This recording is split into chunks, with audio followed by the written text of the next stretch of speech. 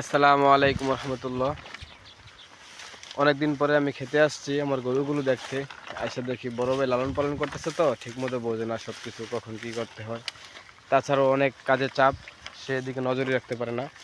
তো দেখলাম গরুগুলো বাড়ি থেকে খেতে যেরকম আনছি এর থেকে অনেকটাই শুকিয়ে গেছে। তো আজকে 2 দিন ধরে আমি আইতেছি, আসার পরে আমি গরুগুলোর যত্ন নিতেছি। এই যে ঘাস কেটে আনার পরে গরুগুলোকে দিলাম খাবার খাইতে। অনেকদিন পরে খামার ঘাস পাইছে, তো ফালায় চারা কীভাবে খাইতেছে। তো এই জায়গায় আমি একটি পাকা করে গরু উঠাবো, গরুর জন্য প্ল্যান করতেছি। তো ইনশাল্লাহ সকালেই দোয়া করবেন যাতে এই কাজগুলো আমি সঠিকভাবে আঞ্জাম দিতে পারি এবং সুন্দর মতন শেষ করতে পারি।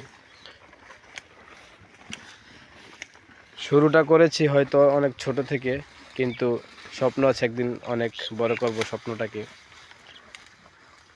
কারণ একদম জিরো থেকে শুরু করেছি, কারণ শুরু থেকে শুরু করতেই কষ্ট,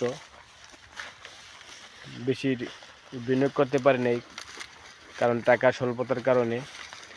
তো ইনশাল্লাহ একদিন সফল হব,